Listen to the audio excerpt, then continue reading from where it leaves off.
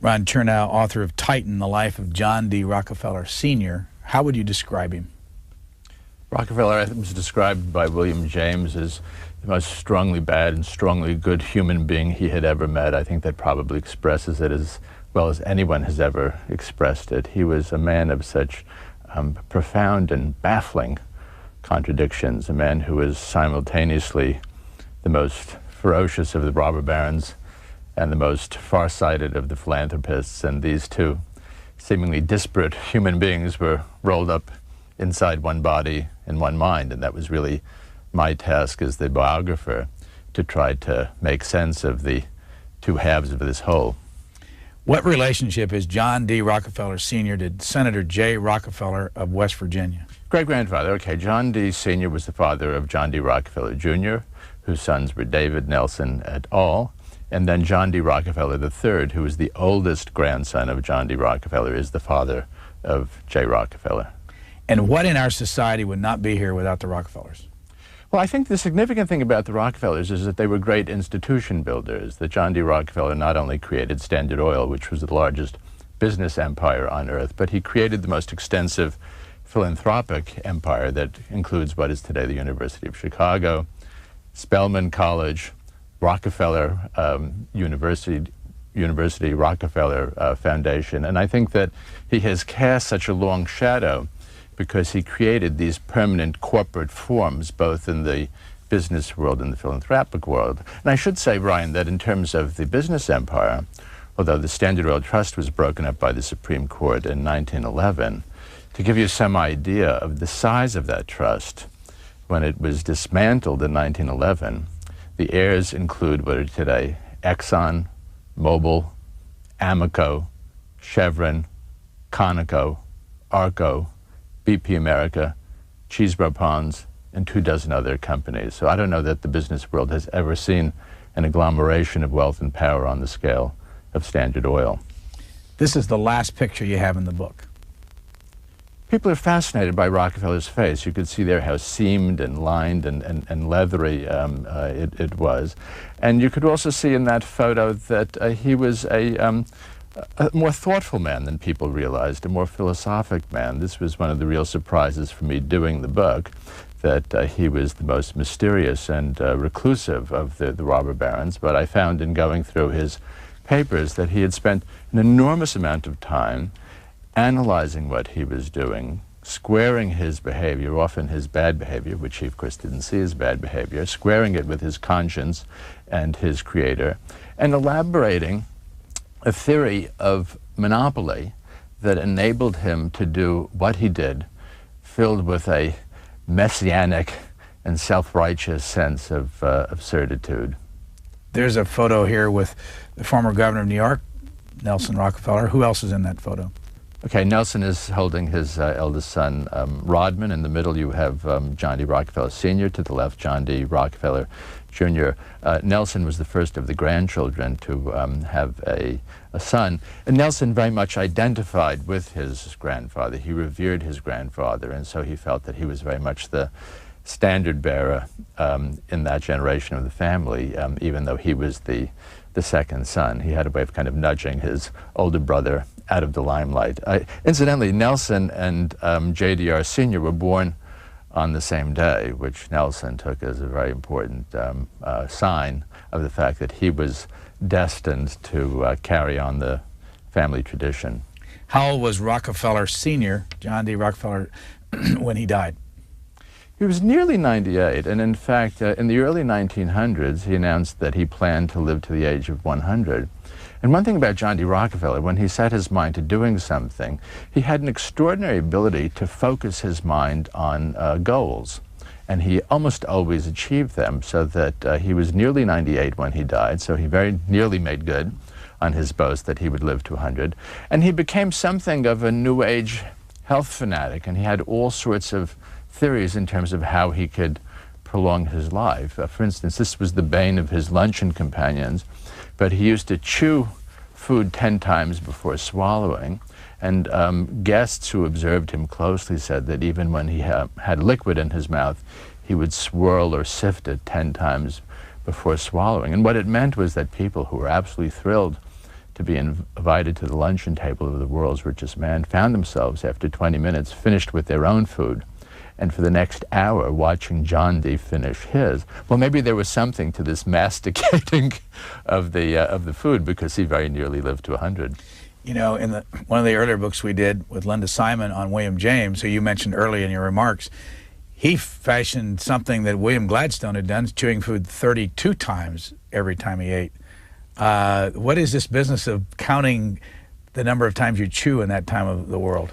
Actually, I think that there was kind of an old wives' tale at the time, that the more you masticated the food and soaked it with saliva, that the easier it would be to digest. Rockefeller, when he was in his early 50s, after he had created this global oil monopoly, had a kind of breakdown. It was both a physical and nervous breakdown of sorts, and he had terrible digestive problems. It's very, very interesting, because the source of that breakdown when he was in his early 50s was not, as one might imagine, the stress and strain of creating Standard Oil.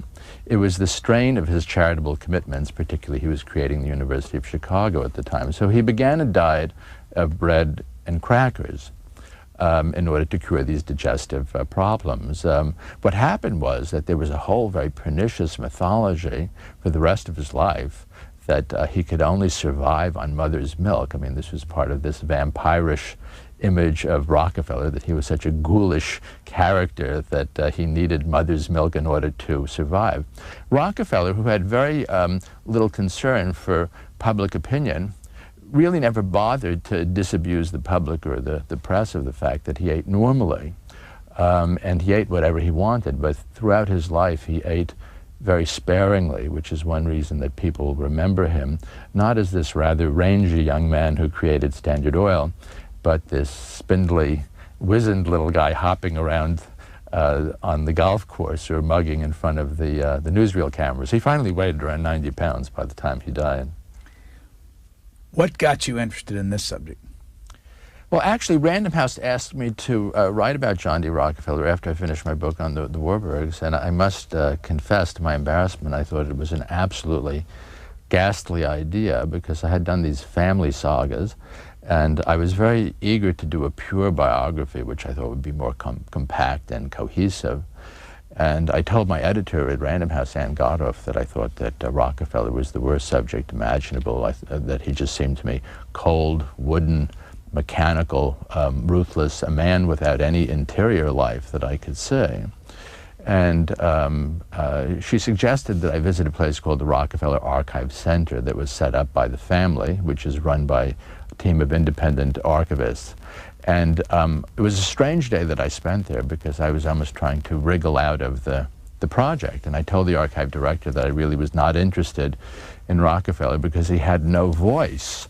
He didn't seem to have an inner life. And I said to him, I don't hear the music of his mind, so how can I write a biography about him? And with that, he produced an interview that had been privately conducted with Rockefeller between 1917 and 1920. It was part of what was supposed to be an official biography that was never finally published.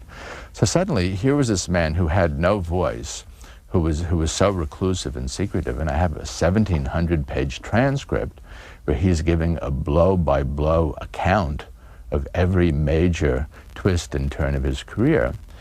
And I suddenly, at that point, encountered a personality that I hadn't encountered in any of the previous Rockefeller biographies. Rather than this cold, mute, reserved figure, here was someone who was fiery, he was often funny, he was amazingly analytical. In fact, he was quite brilliant. Now, I hasten to say, he was often sanctimonious. I could see that there was a lot of self-delusion and rationalization. He evaded a lot of questions about the most controversial aspects of his life. But I saw just how much time he had privately invested into analyzing what he had done. And having written, for instance, about J.P. Morgan, who at most could concentrate on something for 5 minutes, here was somebody who had spent decades analyzing what he was doing, who had a brilliant strategic sense of the oil industry. And I said to myself, here is the fiery titan whom I had suspected must be lurking somewhere inside Rockefeller, but whom I did not know for a certainty existed because I had never seen any evidence of it in the biographies that had been written about him. Now, the transcript you talked about in the interview was William Inglis? William Inglis, right. And every morning before Rockefeller golfed, Rockefeller was someone who did the exact same things at the exact same times every day. So right before they went out on the golf course every day, Inglis would interview Rockefeller for half an hour to an hour.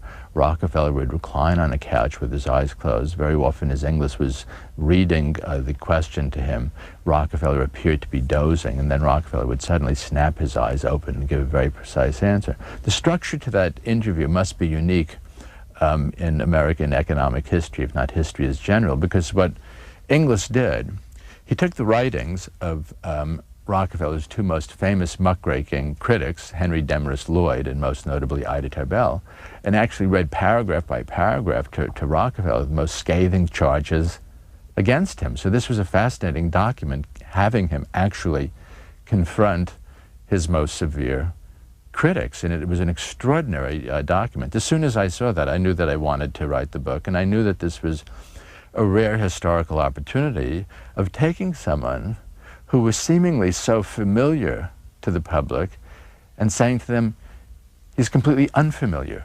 You really don't know what he was like at all, because he didn't want to share it with anybody. And go back to the, why did, go back, what I want you to do is go back to the Tarbell articles that she wrote. What was it, McClure's magazine? McClure's magazine from 1902 to 1905. Because right? in your book you basically suggest that those magazines, the articles, led to the breakup of Standard Oil or to the Sherman Antitrust Act. They had a powerful impact. The articles were coming out in serial form, which meant that each issue of McClure's had a larger circulation. It kept jumping from issue to issue. Also because it extended over such a long period of time. With each new installment, more Rockefeller critics, more Rockefeller haters would come out of the woodwork, you know, so that the circle of sources kept growing with each issue. And by an extraordinary historical coincidence, Ida Tarbell was publishing this series just as the man in the White House, Teddy Roosevelt, was looking to single out a single notorious trust for an antitrust case in order to make an example of it. And it was really Ida Tarbell who turned John D. Rockefeller into the most hated man in the country, and really brought all of the evils of the Standard Oil Trust to public attention just at the moment when Teddy Roosevelt was not only looking for, you know, a big, brutal, rich, unrepentant trust, but one that the public felt strongly about. We have a picture from the book, and I'd ask you, because you've got a lot of pictures in here, where this comes from, but this is Ida Tarbell. Sure. In your book. How old was she, do you know, when this picture was taken? Yeah, this picture, she would have been about 40 years old. She's sitting in the offices of McClure's magazine. You could see that she was not only a rather attractive person, but that she had a tremendous dignity. You could actually see the self-possession of the woman there, and it took tremendous courage to take on Standard Oil. In fact, her father, who had been an independent oil man crushed by Standard Oil, warned her that that her life would be in danger if she took on Standard Oil. The strange thing was, Brian, that, you know, far from being crushed by Standard Oil as she was researching it, this lady kept taking shots at Standard Oil over a 3-year period and didn't take any fire in return. What Rockefeller missed was really the two major things were going on in American life. One was the power of the press, because Ida Tarbell was able to take on a subject much more complicated, slice open Standard Oil, dissect it, give an accurate chronology of it. No previous generation of reporters had been able to tackle such complicated issues. And Rockefeller also did not realize that with Teddy Roosevelt, power was migrating from the legislative to the executive branch, and that for the first time, the federal government felt that it had both the right and the power to take on the largest corporations in the country, and so that there was a very powerful dialectic at work between Teddy Roosevelt and the muckraking journalists like Ida Tarbell, and the combination overwhelmed Rockefeller, who felt that he didn't need to dignify the series with any response, and it was a fatal mistake. He did not hire, that is, Standard Oil did not hire its first publicist until 1906, a year after the Ida Tarbell series ended. Today, a corporate executive in a similar situation would probably have a team of 30 or 40 public relations people working around the clock. Ida Tarbell's name comes up all through the Lincoln books. I mean, she wrote a Lincoln book that's often quoted in all the books we've done here. Who was she, and how did she get interested in Standard Oil and John Rockefeller? She grew up in western Pennsylvania in the 1860s and 1870s at exactly the moment when Standard Oil was taking over first the refining industry, then the pipelines, then the marketing. And so John D. Rockefeller, in her childhood, was a legendary figure, was really a bogeyman. All of her neighbors, she felt, had been ruined by Standard Oil, particularly her father, so that this was a woman who had a score to settle with Standard Oil. She went to work for McClure's in the 1890s. As she said, she did a biographical series on Lincoln that was very good, and one on Napoleon. That was significant because when she came to do the Standard Oil series, which she started working on in 1901, she was already accustomed to a kind of great man approach to history, which meant that although her series was nominally entitled The History of the Standard Oil Company, Standard Oil in the series is synonymous with John D. Rockefeller. Now, Rockefeller, there's no question, was the mastermind, so he was the right one to focus on. But Rockefeller operated by consensus. He had very, very powerful lieutenants like Henry Flagler and John D. Archbold, you know, men who were quite tough and corrupt, who got off really scot-free in the Tarbell series because, having done Lincoln and Napoleon, she realized that it had a very powerful psychological effect on readers to focus on one figure, and particularly when you're dealing with this gigantic amorphous cartel called Standard Oil.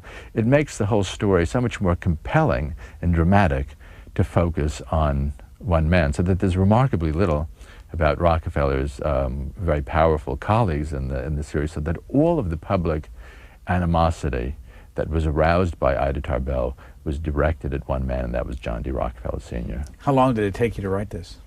It took about 4 or 5 years to do it, which is longer than I had worked on the previous books. You know, in my naivete, since I was doing a biography, my previous books had been family sagas, I thought that this would be more compact and quicker. What I quickly discovered is that when you're writing about John D. Rockefeller, you don't feel like you're writing about a human being. You feel like you're writing about a sovereign state. I mean, I had millions of documents to use. Where do you live?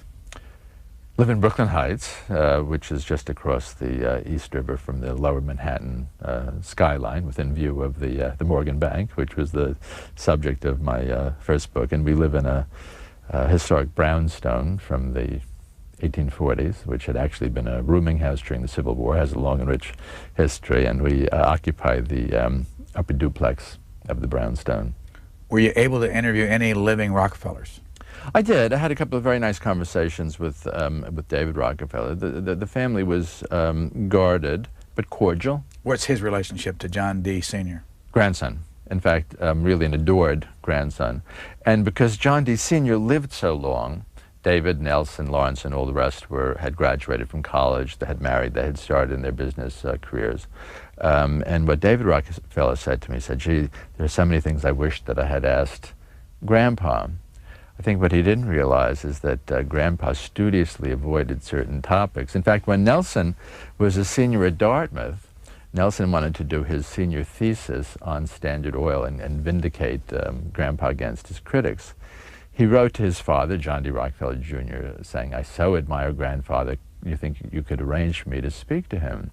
Now, most grandfathers would leap at the opportunity to tell war stories about their business career. A few weeks later, a letter comes back from his father saying that Grandfather has no desire to talk about Standard Oil. And I make much of this in the book because in most families there's a very rich oral history, whereas the Rockefeller family is a family that's riddled by strange silences and taboos. And I speculate in the book, and I'm almost certain I'm right about this, that John D. Rockefeller Jr. Stimulated this 3-year interview that William O. Inglis did with his father, I think because William O. Inglis, reading aloud Henry Demarest Lloyd, reading aloud Ida Tarbell, was able to ask his father, as John D. Sr., all the questions that John D. Jr. had never been able to ask because the whole subject was too touching. You could see John D. Rockefeller Jr. actually monitoring and secretly reading the transcripts from this interview. Because when Tarbell was exposing John D. Rockefeller, he didn't sit down with his family and say, let me give you my version of events so that you know what happened or what I want you to think happened. He just left this family in a very uncomfortable silence where they were supposed to believe in father's integrity really is an article of faith. What is a trust? A trust actually, a trust became synonymous with monopoly and is almost used as a shorthand for it today. What happened during the era of John D. Rockefeller Sr. was that a corporation that was located in one state was not able to buy the stock in the corporation located in another state. So it was very difficult to conduct an interstate business, which is why there was a Standard Oil of New York and there was a Standard Oil of New Jersey, et cetera, et cetera.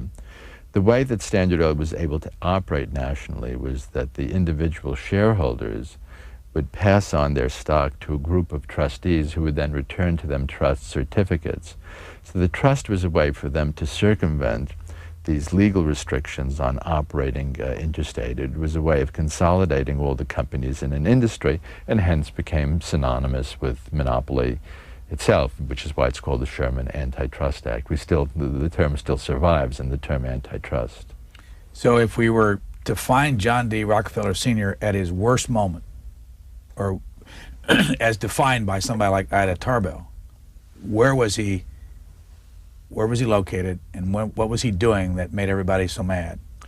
Okay, Rockefeller was notorious from the time that he was a young man. I mean, we have to remember that the oil industry, like the computer industry today, was created by young men, which is often the case with new industries. And after Colonel Edwin Drake struck oil in Titusville, Pennsylvania in 1859, there was a wild, rip-roaring gold rush atmosphere. It wasn't the kind of thing that, old settled people rushed off to western Pennsylvania. It was all of these young guys who had just been demobilized after the Civil War. Rockefeller created Standard Oil in Cleveland in 1870. He quickly realized that the most significant factor in the competitive rush to dominate oil was going to be transportation, because basically one company's oil product didn't differ that much from another. And so Rockefeller created a conspiracy with the railroads called the South Improvement Company that not only gave preferential rates to Standard Oil, but at the same time gave punitive rates to Rockefeller's rivals. When news of this leaked out in western Pennsylvania, Rockefeller was burned in effigy. There were huge torchlight parades in towns like Titusville and Oil City and Franklin and the other centers of the oil region. And there was so much protest that this conspiracy was disbanded. What happened, though, was that during that time, where the conspiracy still seemed to be very much alive, Rockefeller took over 22 of the 26 other refineries in Cleveland, because his competitors felt that they could not possibly compete with Standard Oil, which was in cahoots with the railroad. So it was a very significant moment. It was the first time that his name appeared in the newspaper. But then, even though he was controversial in the oil industry, it was many, many years before the general public realized that one of the 10 richest and most powerful men in the United States was this John D. Rockefeller, who controlled the oil refining industry. He was a very, very shadowy and secretive figure. At what age did he find himself with lots of money? Well, by the late 1870s, even before he had reached age 40, he controlled about 90% of all the oil refining in the United States. How old is he there? Actually, there he's in his 40s. That's a wonderful photo, and one of the reasons I reproduced it in the book is that when you look in those eyes, you see this very keen, enterprising, determined spirit. I felt that I almost had to erase, Brian, the image of the old man with the newsreel cameras, because this is someone who had been, I mean, just physically tall and powerful and imposing, not this, shrunken little man. And people... Where is this, by the way? That was a studio portrait from the 1880s, so Rockefeller would have been in his 40s. Now, you can see in the photo that he's a lot taller than he looks. Very tall. You know, it's interesting. He's standing there with a top hat and cane. This was a self-made man who had grown up in rustic areas of upstate New York. Look at how dignified and polished he looks. And you could also see the tremendously imposing presence. You know, people who dealt with him in a business situation talked about these eyes, these piercing eyes that would just drill holes through you. William James said that he was the most suggestive, formidable personality that he had ever met. This was someone who was a very imposing presence. Later on, he becomes this sort of laughing geezer handing out dimes. And I write about that, and he became a rather colorful, eccentric old man, and that's fun. What's this? I didn't mean to interrupt, but I wanted to, Sure. On the eyes, you've got this on the photo, this photo on the cover. How old was he here? He was in his 60s, and I love that photo because I think you see in the eyes what a shrewd, canny, and rather enigmatic character he was. Does he have a wig on here? He has a wig on. He had lost all of his hair. He suffered from something called alopecia. In 1901, he lost not only all the hair on his head, he lost all body hair. And this was a great tragedy in his life, because then Ida Tarbell came along a year later, did this series portraying him as a monster, and since he was hairless and suddenly looked old and ghoulish, his appearance seemed to ratify what she was saying in the series, so that the timing was particularly unfortunate for Rockefeller. We've got a lot of photos that we want to show the audience, but before we do that, how hard was it to get these? Well, the Rockefeller Archive Center, there are about 3,000 or 4,000 photos there. The difficulty was that when he later in life learned to love the camera, we have hundreds and hundreds of pictures to choose from.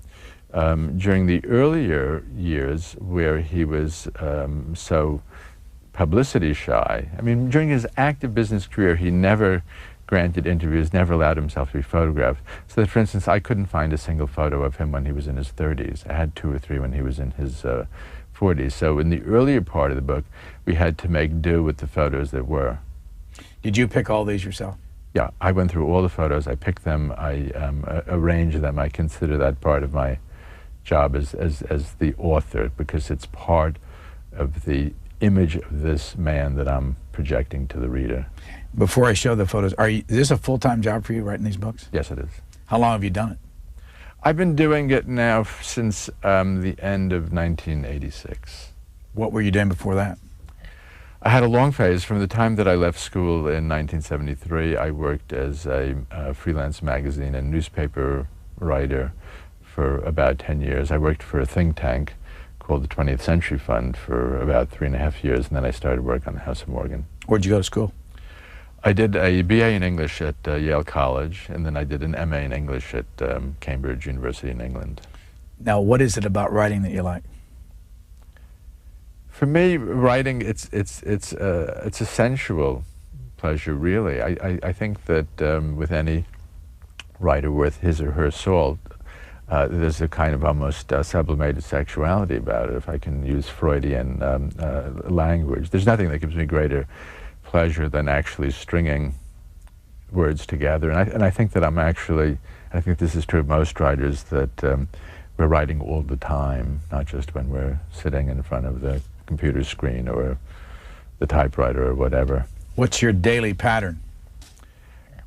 My daily pattern is I'm really kind of a dull boy. I wake up, I have breakfast, I exercise to music or National Public Radio, pour a cup of coffee, get a jolt of caffeine, flip on the word processor, and usually work until around 4:30. And if the phone doesn't ring, I'm in absolute heaven, but it usually rings many times during the day. You get block at all? No, you know, I've never suffered from writer's block. It's really not in my lexicon, because I figured out early on my own trick for getting out of it, which is as follows. If I can't write something, I suddenly imagine myself explaining it to a reasonably intelligent friend. If that doesn't work, I imagine arguing the point with a passionate adversary. That usually gets the juices flowing. So I start pacing my office and carrying on this imaginary debate with someone whom I picture is very hostile and skeptical about what I'm saying. And then the words with that anger begin to flow. What does it say about both John D. Rockefeller and Henry Flagler that they paid $300 to substitutes so they didn't have to fight in the Civil War? This is an interesting story. It wasn't unusual for well-to-do men. John D. was well-to-do in his 20s. It wasn't unusual for people to pay a substitute. J.P. Morgan did. Teddy Roosevelt's father did. I think Grover Cleveland did. There were a lot of different cases. Rockefeller claimed, and I think that he was right, that he had paid and outfitted 20, 30 different people to fight. What's interesting is that given the fact that he was so money-mad, he marries into a family called the Spellmans, who were a wonderful family. They were not only ardent temperance activists, but they were ardent abolitionists who had been conductors on the Underground Railroad. They'd had Sojourner Truth in the house, and then Rockefeller goes on to found Spelman College to educate freed female slaves. And so there's no question that he felt deeply about abolitionism. It may well have been that he couldn't restrain these money-making impulses. But another important thing that I explain in the book is that when he was in his 20s, his father, who was a bigamist and had abandoned the family, that John D. has to single-handedly support his brothers and sisters and his mother. There you can see the parents. On the left, William Avery Rockefeller, colorful, raffish mountebank, who even in John's childhood would disappear for weeks or months at a time out on the road selling snake oil. John D.'s cunning side, the rascality clearly, comes from his father. On the right, his mother, Eliza, very strict, very pious, and all the thrift, discipline, industry, religiosity come from the mother. So here you have the product of these crazily mismatched parents who then produce, quite logically, a crazily contradictory son. The father, you say, had two different names, two different wives, two different families. That's right. Around 1855, he abandons the family. He will reappear throughout their lives every year out of the blue. But he marries a much younger woman who knows him as Dr. William Livingston. They're married for approximately 50 years, Brian. Only during the last 2 years of that 50-year marriage does Margaret Allen Livingston learn that for decades she has been married to the father of the richest man in the world. I keep telling people, if a novelist had invented this, people would say it was too preposterous a plot twist and get rid of it. Nobody will believe it. I was able to completely reconstruct this whole implausible story in terms of not only what happened to the father with this second marriage, but also what his relationship was with John. We also have I guess, a sister and a brother here of John D. Right, here he's with his younger brother and sister. He's on the right? He's on the right. And then Brother William, who became a Standard Oil executive, is on the left. What's interesting about this photo is that the children look very, very grim and somber in a way that I think can't be completely explained by the photographic methods of the day. When was this taken? This was taken in, it would have been around 1852, because John was on the right there, was 13 years old. What's interesting is that from the photos we can see that he had this rather grim and somber childhood, but in later years when he reminisced, it was this golden, idyllic time. It's the value of photographs, because very often people tend to sentimentalize or idealize their childhood, and so the photographic record speaks often with a kind of objectivity that the subjects don't. Who's this lady? This lady is Laura Celestia Spellman at the time that she married John D. Rockefeller. Her nickname was Seti. This was 1864 when they got married. She was about 25 years old. She was a very bright, lively, intelligent young woman, a kind of blue stocking. She was a school teacher. She went to college at a time when that was extremely rare. She believed strongly in abolitionism and temperance. She then later on, as the years went by, she became an almost suffocatingly pious lady. She loses a lot of this intellectual vitality that you see early on. And one thing that many people have speculated, and I tend to suspect that it's true, is that as the drumbeat of criticism against Standard Oil grew louder, that she took refuge in the church, so that she becomes a kind of unreal and otherworldly person who talks in a very high-flown religious rhetoric. And it's strange that John Dee, who is accused of being the greatest corporate criminal of the age, goes home to this household that is drenched in Baptist piety and feels no discontinuity whatsoever between what he's doing at the office and the home atmosphere that he returns to. What would you say that, well, let me ask you this way, did he do anything illegal in his life? He did. A lot of the things that he did were certainly unfair. I uncovered a lot of correspondence where he was directly paying off different politicians, and at the time to directly pay off a politician to kill a piece of legislation was illegal. Sometimes they used different subterfuges and would hire somebody as legal counsel. What's interesting is that Rockefeller often pointed out that most of his business career was played out before the Interstate Commerce Commission was created in 1887, outlawing railroad rebates, and before the Sherman Act was passed in 1890, outlawing combinations and restraint of trade. But what you see with Standard Oil is that even when those two landmark pieces of legislation are enacted, the behavior of the trust really doesn't change at all. And you can see in the papers they're just trying to figure out different ways to circumvent the law. So that basically John Dee and his colleagues regarded government regulators as nuisances to be bypassed wherever possible. You say that he gave $250,000 in 1896 to the William McKinley campaign for president. Right. How much money would that be today? Oh, that would be several $1 million today. He didn't like politicians. He felt that politicians were basically parasites who would shake down businessmen. I mean, all of this bribery he saw as extortion. That is, the politicians shaking him down rather than his paying off the politicians. So that he had very little interest in conventional politics. I think that he regarded these payments as really as a business expense. He was never somebody, aside from writing a check, who would ever get involved in a political campaign. You know, and it's interesting, I think, Brian, that if you look at the late 19th century, the people who were really building up the country were the businessmen and not the politicians. You know, if someone were to ask you whether you would rather read a biography of John D. Rockefeller or Andrew Carnegie, let's say, rather than Rutherford B. Hayes or Benjamin Harrison, or, you know, which two were more important, I think we would all say Rockefeller and Carnegie rather than Harrison and Hayes. So you go through a period in the late 19th century that is one of tremendous political squalor, partly caused by the business interests themselves, but it was also not an atmosphere that was likely to generate a tremendous amount of respect in the business community, to the extent that the business community was not directly responsible for a lot of the squalor. Now, I remember tripping across his grave one day when I was at the James Garfield grave in Cleveland, and he's right across the street there from him. What's he doing being buried in Cleveland when most of the other families in New York? Well, it's interesting. You know, it's interesting that a lot of people in Cleveland are not aware that John Dee moved there as a teenager, started in business as a teenage clerk in Cleveland in the 1850s, started Standard Oil there in 1870, and not only, even after he moved to New York in the early 1880s, retained an estate in Cleveland until the late 1900s. No, I'm sorry, late 19-teens. He transferred a lot of his affection to New York.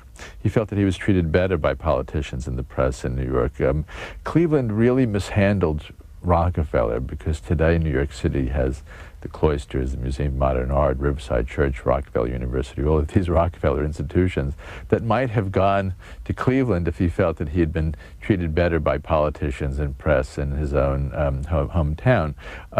And so the family gravesite was in Cleveland, but certainly his son was, John D. Rockefeller Jr. was born in 1874, and so when he's 5 or 6 years old, the family moves to New York, so it's not surprising that by that generation they feel themselves New Yorkers. But for John Dee, Cleveland, it was always like an unrequited love affair with this city. What did he do about giving his money away?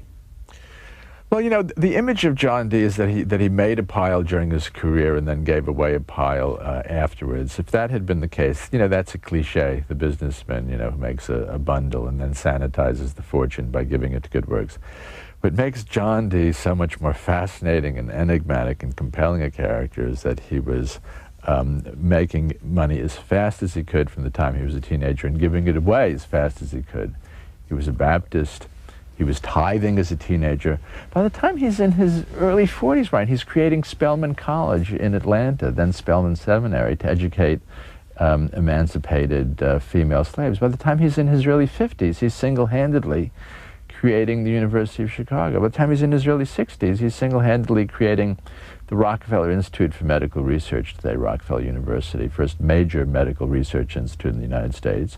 He's creating the General Education Board, largest educational foundation in the country. He's creating huge philanthropic institutions throughout his career, not publicizing them. And it's clear from his papers that, if anything, he found it very distasteful, the idea of publicizing what he was doing. And frankly, for selfish reasons, he didn't want to publicize it, because when there would be in the newspaper an article about one of his large bequests, he would receive, on average, 50,000 letters soliciting money within a 30-day period after the appearance of such articles. His philanthropic advisor, Frederick T. Gates, said Mr. Rockefeller was stalked and hounded like a wild animal. Everywhere he went, everybody, from the most noble to the most ignoble, were soliciting him for money.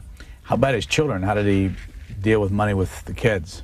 Well, you know, it's interesting. He, being a very puritanical sort, he was haunted by the corrupting influence of wealth, so that even though the children grew up on these estates, in certain cases of several thousand acres, he had them on very strict allowances.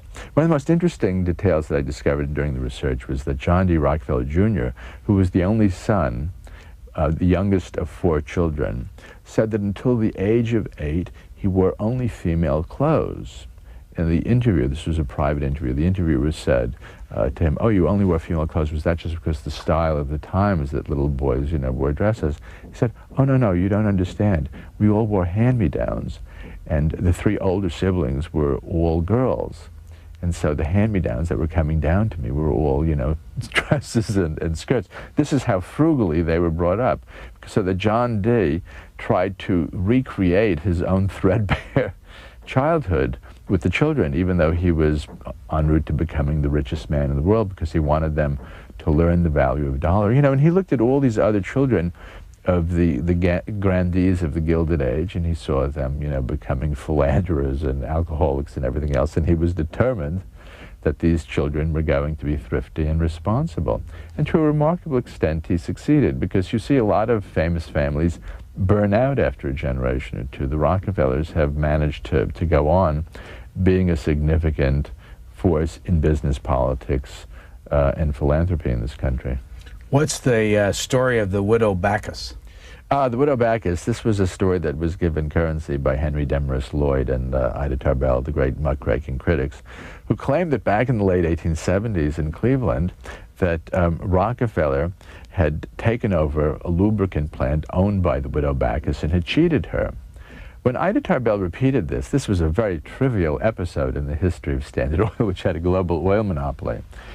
But it had a very potent appeal to the public imagination. Imagine Mr. Rockefeller was so sadistic and so ruthless that he was cheating this poor widow. In fact, he had offered her a very, very fair price, and it was later documented that, in fact, he had not cheated her. When the time came for Rockefeller to publish his own Random Reminiscences in 1908, he devoted probably more space to the widow Backus story than any other, because this incident had had such a hold on the popular imagination that he himself said, "If I crushed a poor defenseless widow, then I really must be a very terrible human being." And so he spent on what was really an almost microscopic transaction in Standard Oil history, spent several pages in his book defending his behavior. And it was one of the few things that Ida Tarbell really got wrong. It was amazing how much she got right, but that one she did a disservice. Which one of the residents of the Rockefellers is this? This is John D. Sr.'s house called Kykuit. He had 4 estates. This was on his estate in the Picantico Hills of Westchester, north of New York City. And that house is today open to the public. Now, it's about 40 or 50 rooms, which sounds fairly impressive. But if one thinks of the Newport cottages of the day, and these very, pretentious and rather elephantine places, this was a surprisingly modest place for the world's richest man to live, and it shows that he was generally an unostentatious person. On the other hand, I should point out it was surrounded by 3,500 acres and several dozen miles of carriage trails that he had personally laid out, so that the grounds are beautiful. But he was much more interested in the grounds than the interior of the house. He was a very austere evangelical Christian, and for him, I think it was rather pagan and idolatrous to have a lot of expensive paintings in a big fancy house and ballroom. That was not his style at all. He did have a 9-hole golf course. He had his own private golf course at each of his houses. That was arguably his greatest indulgence. If you were to total up everything that he was worth today, what would that figure be? Okay. His net worth peaked in 1913 at $900 million, which if you translate into contemporary dollars is $13 billion, which does not sound like very much, but doesn't begin to tell the whole story for a number of reasons. He had $900 million in 1913. The entire federal budget in 1913 was $715 billion, so he could have personally paid for every federal employee in expense and had money left to spare. The total accumulated national debt that year was $1.2 billion, so he could have retired 3/4 of the total national debt.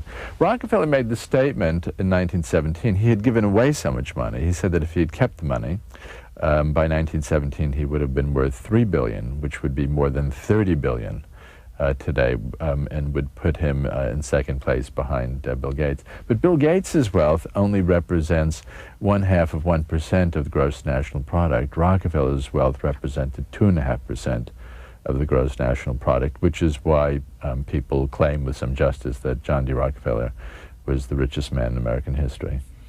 His grandson, Winthrop, went on to be governor of Arkansas. His grandson, is it grandson? That's right. Nelson went on to be governor of New York and vice president of the United States. His great-grandson went on to be United States Senator. You said he didn't like politicians. Would any of those men been in those positions if they didn't have his money? I don't know. It's a fair question. One of the interesting things is how the Rockefeller attitude towards politics changes, because when the federal government brings the big antitrust suit against Standard Oil at the time, Teddy Roosevelt, Rockefeller has a very, very defiant and rather contemptuous attitude toward government. His son, John D. Rockefeller Jr., is very much inspired, I think, by the atmosphere of Woodrow Wilson, is interested in public-private partnerships. He buys up the Grand Tetons Valley and gives it to the federal government for what is today, arguably the most glorious national park in the United States. Ditto for Acadia National Park up in Maine. And then you actually have Nelson running for office and becoming governor of Arkansas. Winthrop becoming a governor of, Nelson became governor of New York. Winthrop became governor of Arkansas. When Nelson first entertained the notion of becoming governor of New York, Thomas E. Dewey said he couldn't be elected dog catcher in New York. The Rockefeller name was considered that much of a liability. So that while the wealth was enormously advantageous, the name itself was both a help and a hindrance, because the Rockefeller name historically had inspired a lot of hostility. What of this book is new? You mentioned the Inglis interview before. What else did you find that hadn't been done before? One of the things that I did is that all sorts of things that happened at Standard Oil, which John D. Rockefeller claimed had never happened, or if they had happened, they had been carried out by overly zealous underlings. I was able to directly connect him to all of these various nefarious activities that went on at Standard Oil. To his credit, I was able to connect him much more directly with all of his great philanthropic enterprises, because a lot of people felt that he was detached from them, whereas in fact he was very actively shaping and monitoring them.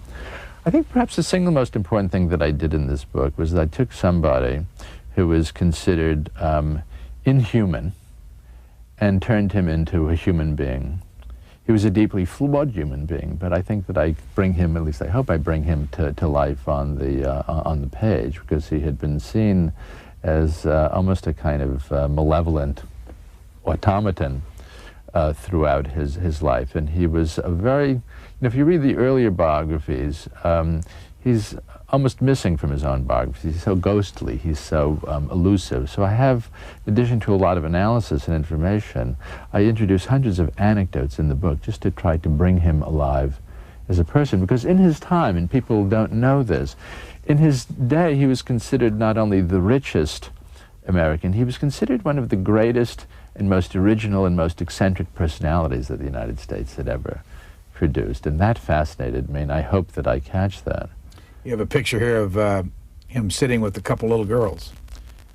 Yeah, those are great-granddaughters. He loved children. You know, one of the reasons I have so many, we have 105 photos in the book, and one reason is that you see all the different expressions, all the different faces of John D. Rockefeller. People tend to see him in a very one-dimensional fashion, when in fact he was a very, very complicated man. There are no 2 decades of his life where he, consecutive decades, where he looks the same. He's changing. Will Rogers here? Yeah, he was great friends with Will Rogers, and Will Rogers came up with a lot of funny lines. They used to golf together, and Will Rogers one day said to Rockefeller, after Rockefeller beat him at golf, Will Rogers said to him, gee, John, I'm glad I lost you in golf. The last time I beat you, the price of gasoline went up a dime. Which is not bad. Another time, Will Rogers turned the tables on John D. There's a famous picture of Will Rogers giving John D. a dime rather than taking one. And Rockefeller sort of sitting there with this comical, shocked expression on his face. He loved Will Rogers' humor. Will Rogers' humor, very kind of dry, Midwestern sort of humor, was exactly Rockefeller's own humor. He used to, every day in the newspapers, avidly look for Will Rogers' jokes. Didn't smoke, didn't drink, no. Didn't swear? No. Didn't go to the theater, didn't go to the opera. This was the last Puritan. And but you did have, though, a little, what seems out of context with everything else, that, and here's the picture, I showed it earlier, that when he was running around in the countryside in the car, he liked to, well, you explain it. This is very, very interesting. Rockefeller's wife, who had been a sort of professional invalid for the last 10 or 20 years of her life, after she dies in 1915, John D. lives another 22 years. There's no evidence during all the years that his wife was an invalid that he ever cheated on her. He seems to have been a model husband, one of many contradictions of the man, a model husband. The second she dies, he never has shown interest in women. He's suddenly surrounded by women. Oh yeah, there's his wife in a wheelchair. She was confined to a wheelchair during the last few years of her life. As soon as she dies, he develops a real roving eye, and he has this afternoon ritual where he goes out with a party of people in this large touring car. He always sits tightly wedged between 2 buxom women on either side. He has a blanket that he draws over their laps and up to their necks. And his hot, itchy fingers would stray under the blanket.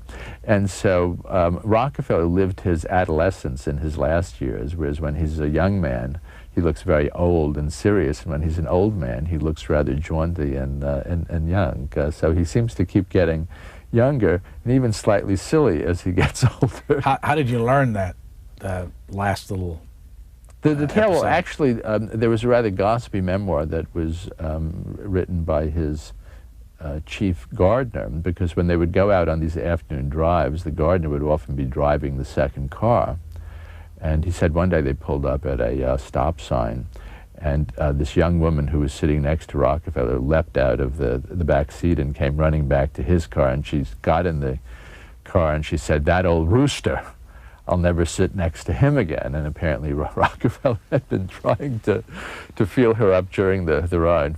One last little connecting point here, that James Thomas Flexner's father, who was on this show, is right here.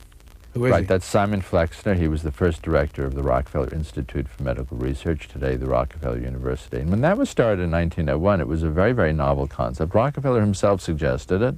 It was novel because there was no institute devoted purely to medical research. And at the time, the idea of paying scientists to sit around and just daydream and come up with discoveries was considered something not only brand new, but rather quixotic and even doomed to failure. But Simon Flexner very quickly developed a treatment, a serum for meningitis, and it's been one of the great success stories, not only of the Rockefeller family, but of American medicine. Any plans for another book already for you? I think the next one will have to be shorter. I'm a bit exhausted. I've published 3 monsters in a 10-year period, plus Are one they collection. available, by the way? The Warburgs Paperback? and the House of Morgan are still very much in paperback, and then I did a short collection of essays last year called The Death of the Banker. So I think the next project will be something shorter and more in the area of instant gratification. What was the most fun about doing this book? The most fun about doing it, I think, was just penetrating all of his disguises. You know, there are certain biographical subjects who seem to live for their biographers. They record all their thoughts. And then there are other maddening people who live in order to torment and frustrate their biographers. And John Dee was the supreme example of this type of secretive person. And I don't know that I penetrated all of his disguises or his mysteries, but enough so that I felt that I really created a fresh portrait of the man. Where'd you get the title? The title Titan, well, you know, there was a Dreiser novel called The Titan. I liked the sort of novelistic ring of it. I also wanted a title that would suggest business, suggest the gigantic scope, but would not tell you whether it was a flattering or unflattering vision of the man. So I was looking for something that was deliberately ambiguous. And then also I liked, from a design standpoint, a 5-letter title. I pictured it the way it was, of these sort of bold letters leaping off the page like that. And this is the cover of the book, Titan, The Life of John D. Rockefeller Sr. Our guest has been Ron Chernow. Thank you very much. Pleasure, Brian. Ron Chernow, author of Titan, The Life of John D. Rockefeller Sr. How would you describe him?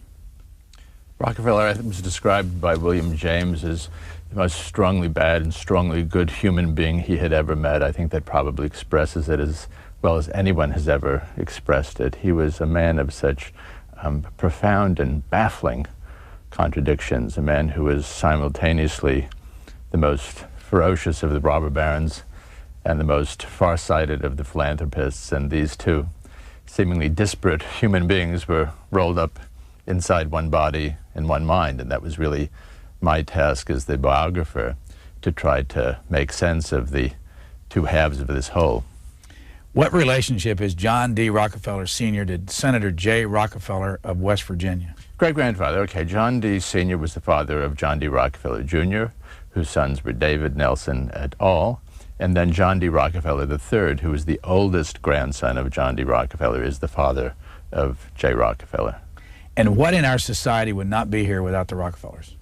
Well, I think the significant thing about the Rockefellers is that they were great institution builders. That John D. Rockefeller not only created Standard Oil, which was the largest business empire on earth, but he created the most extensive philanthropic empire that includes what is today the University of Chicago, Spelman College, Rockefeller University, Rockefeller Foundation. And I think that he has cast such a long shadow because he created these permanent corporate forms, both in the business world and the philanthropic world. And I should say, Brian, that in terms of the business empire, although the Standard Oil Trust was broken up by the Supreme Court in 1911, to give you some idea of the size of that trust, when it was dismantled in 1911, the heirs include what are today Exxon, Mobil, Amgen. How old was Rockefeller Sr., John D. Rockefeller, when he died? He was nearly 98, and in fact, in the early 1900s, he announced that he planned to live to the age of 100. And one thing about John D. Rockefeller, when he set his mind to doing something, he had an extraordinary ability to focus his mind on goals. And he almost always achieved them, so that he was nearly 98 when he died, so he very nearly made good on his boast that he would live to 100. And he became something of a New Age health fanatic, and he had all sorts of theories in terms of how he could prolong his life. For instance, this was the bane of his luncheon companions, but he used to chew food 10 times before swallowing. And guests who observed him closely said that even when he had liquid in his mouth, he would swirl or sift it 10 times before swallowing. And what it meant was that people who were absolutely thrilled to be invited to the luncheon table of the world's richest man found themselves, after 20 minutes, finished with their own food, and for the next hour watching John D. finish his. Well, maybe there was something to this masticating of the food, because he very nearly lived to 100. You know, in one of the earlier books we did with Linda Simon on William James, who you mentioned early in your remarks, he fashioned something that William Gladstone had done, chewing food 32 times every time he ate. What is this business of counting the number of times you chew in that time of the world? Actually, I think that there was kind of an old wives' tale at the time, that the more you masticated the food and soaked it with saliva, that the easier it would be to digest.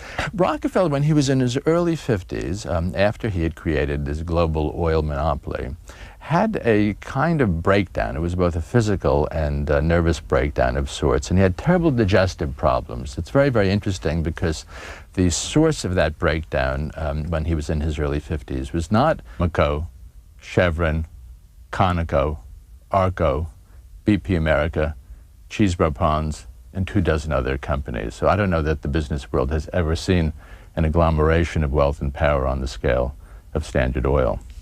This is the last picture you have in the book.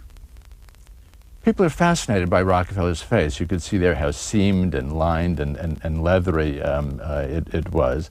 And you could also see in that photo that he was a more thoughtful man than people realized, a more philosophic man. This was one of the real surprises for me doing the book, that he was the most mysterious and reclusive of the robber barons. But I found in going through his papers that he had spent an enormous amount of time analyzing what he was doing, squaring his behavior, often his bad behavior, which he of course didn't see as bad behavior, squaring it with his conscience and his creator, and elaborating a theory of monopoly that enabled him to do what he did, filled with a messianic and self-righteous sense of certitude.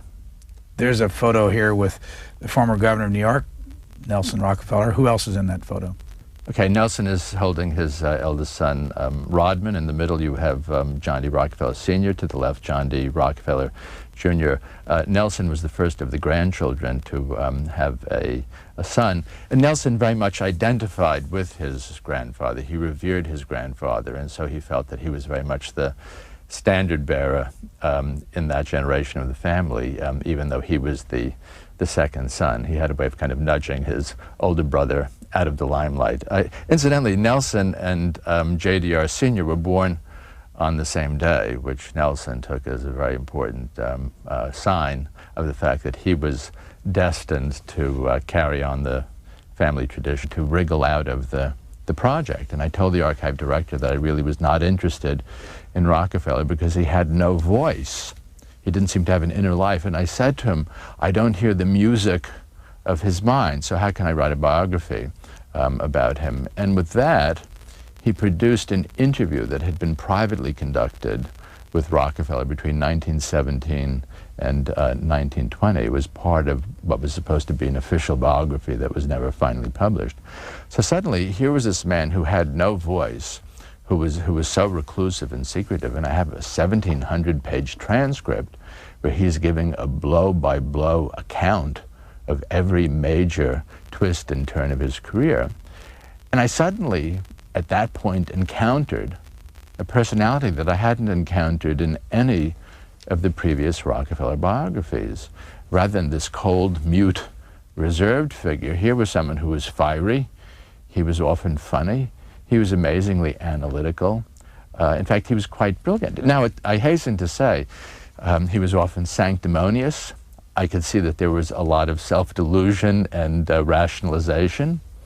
He evaded a lot of questions about the most controversial aspects of his life. But I saw just how much time he had privately invested into analyzing what he had done. And having written, for instance, about J.P. Morgan, who at most could concentrate on something for 5 minutes, here was somebody who had spent decades analyzing what he was doing, who had a brilliant strategic sense of the oil industry. And I said to myself, here is the fiery titan whom I had suspected must be lurking somewhere inside Rockefeller, but whom I did not know for a certainty existed because I had never seen any evidence of it in the biographies that had been written about him. Now, the transcript you talked about in the interview, as one might imagine, the stress and strain of creating Standard Oil, it was the strain of his charitable commitments, particularly he was creating the University of Chicago at the time. So he began a diet of bread and crackers in order to cure these digestive problems. What happened was that there was a whole very pernicious mythology for the rest of his life that he could only survive on mother's milk. I mean, this was part of this vampirish image of Rockefeller, that he was such a ghoulish character that he needed mother's milk in order to survive. Rockefeller, who had very little concern for public opinion, really never bothered to disabuse the public or the press of the fact that he ate normally. And he ate whatever he wanted, but throughout his life he ate very sparingly, which is one reason that people remember him, not as this rather rangy young man who created Standard Oil, but this spindly, wizened little guy hopping around on the golf course or mugging in front of the newsreel cameras. He finally weighed around 90 pounds by the time he died. What got you interested in this subject? Well, actually, Random House asked me to write about John D. Rockefeller after I finished my book on the Warburgs, and I must confess to my embarrassment, I thought it was an absolutely ghastly idea because I had done these family sagas, and I was very eager to do a pure biography, which I thought would be more compact and cohesive. And I told my editor at Random House, Ann Godoff, that I thought that Rockefeller was the worst subject imaginable, that he just seemed to me cold, wooden, mechanical, ruthless, a man without any interior life that I could see. And she suggested that I visit a place called the Rockefeller Archive Center that was set up by the family, which is run by a team of independent archivists. And it was a strange day that I spent there because I was almost trying